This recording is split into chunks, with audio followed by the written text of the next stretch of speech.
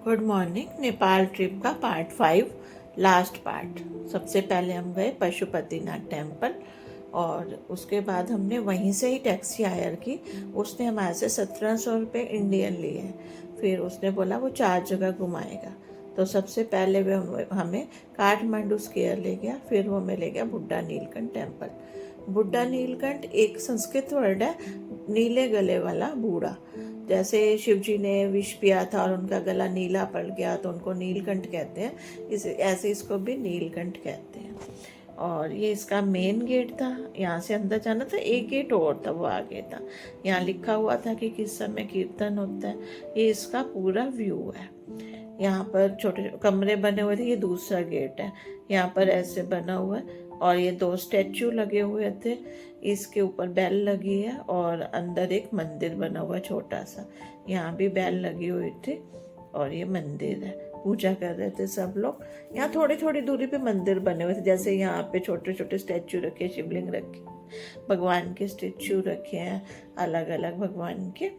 और यहाँ पर एक बड़ी सी बेल लगी हुई है और यहाँ पे एक छोटा सा मंदिर बना हुआ है और इधर माता जी का ये मूर्ति है और इस पे भी पूजा हुई थी। और इसके बाद पीछे पानी है, पानी के अंदर जो है शिव, जो विष्णु भगवान है वो शैया पर लेटे। शैया आपको पता है ना, वो शेषनाग पर लेटते हैं, उन पर लेटे हुए थे। यहाँ दर्शन करने के बाद हम शंभुनाथ टेम्पल के लिए निकल गए। ये बीच की मार्केट है और फिर शंभुनाथ टेम्पल सीढ़ियों से भी जा सकते हैं और गाड़ी से। तो हमने नीचे गाड़ी पार्क की और उसके बाद अंदर आए। मेन गेट पे ही टिकट घर था, वहाँ से टिकट ली। उन्होंने वाई कार्ड पहनने को दिए। फिर सामने ही अंदर एंट्री करते ही ये कुंड बना हुआ है, पौंड बना हुआ है। इसमें महात्मा बुद्ध जी का स्टेच्यू था। इधर झरना था। ये इसका सारा व्यू है। इधर स्तूप लगे हुए हैं इनके ये सारे और बीच में बेल लगी हुई है बड़ी सी। ये मेन गेट था और ये बीच में ऐसे स्टेच्यू बना हुआ था। ये जो 5 मुंह से पानी आ रहा था ना, इस पॉन्ड को होली पॉन्ड बोलते थे। इसे वर्ल्ड पीस पॉन्ड भी बोलते हैं। तो ये जो स्वयंभू है, इसको यूनेस्को वर्ल्ड हेरिटेज में भी जगह मिली हुई है। यहाँ पे ना मोंकी बहुत होते थे पहले, तो इसको मोंकी टेम्पल भी बोलते हैं। मोंकी अभी भी थे यहाँ पर, लेकिन बताया जो टैक्सी वाला उसने बताया कि पहले बहुत ज़्यादा मोंकी होते थे। तो इस बोर्ड में भी इंफॉर्मेशन थी कि 1979 में इसे वर्ल्ड हेरिटेज में जगह मिली। फिर थोड़ा सा आगे जाने पे ये सारी मार्केट बनी हुई थी। मार्केट में वही रुद्राक्ष वगैरह सब, माला, ये सब मिल रहे थे। तो इसको पार करके ही ऊपर जाना था जहाँ महात्मा बुद्ध जी का सारा था। और जैसे हम जा रहे थे भाई साहब आगे और इसको चला के दिखा रहे थे और लेने को बोल रहे थे। और यहीं पर एक हैंडीकैप्ड थे, उन्होंने ये सामान दिखाया जो उससे हाथ से बनाए हुए थे। मुझे पर्स बहुत पसंद आए। ये 200 और 400 की रेंज में मिल रहे थे, तो मैंने भी 2 पर्स खरीदे। उसके बाद हम ऊपर गए। ऊपर हमने पिक करवाई और ये ऊपर का सारा व्यू है। उनकी थोड़ी थोड़ी दूरी पर कुछ ना कुछ बना हुआ है ऊपर। ये सारी उनकी नक्काशी बहुत अच्छी थी। और वैसे भी जैसे मैं बताया करती हूँ कि ना, ऐसी जगह पे जाके शांति बहुत मिलती है, मन बिल्कुल शांत हो जाता है।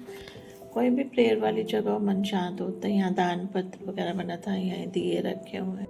ये शंभुनाथ मंदिर है, तो यहाँ पूजा भी करते हैं। और ये प्रार्थना जो खंड है, इनको घुमाकर लोग आगे जा रहे थे। कहते हैं स्तूप पे जो 2 आंखें बनी है वो हमें चारों तरफ देखती है, कि महात्मा बुद्ध हमें चारों तरफ से देख रहे हैं। यहाँ पे लोग कीर्तन कर रहे थे, सत्संग कर रहे थे। और यहाँ पे ये छोटे छोटे स्तूप बने हुए थे और मंदिर भी थे। तो कहते हिंदू और बौद्ध धर्म दोनों ही इनको मानते हैं, इस बौद्ध धर्म के अनुयायी होते हैं।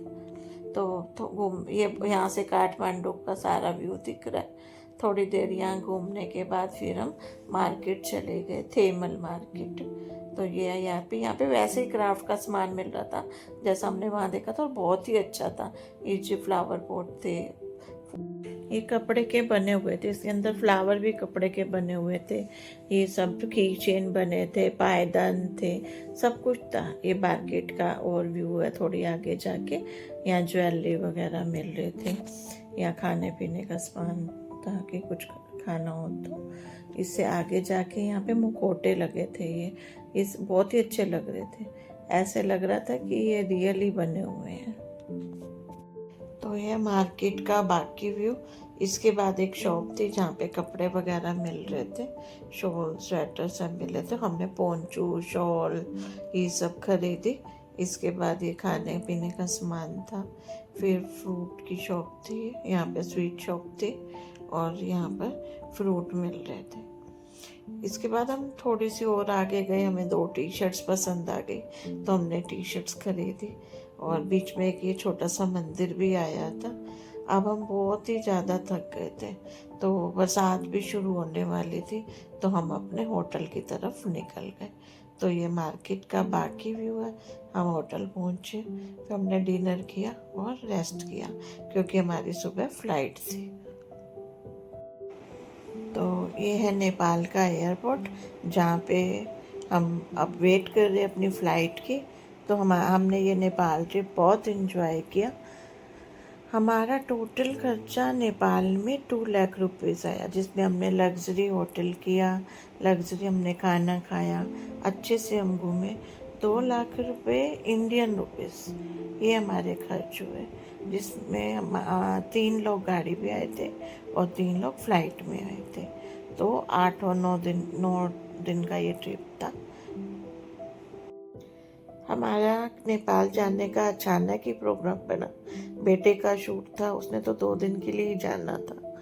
तो अचानक प्रोग्राम बनने के कारण हमें जो फ़्लाइट है एकदम करवानी पड़ी। तो वो थोड़ी सी महंगी पड़ी और होटल भी एकदम से करवाए तो थोड़े से कॉस्टली पड़े।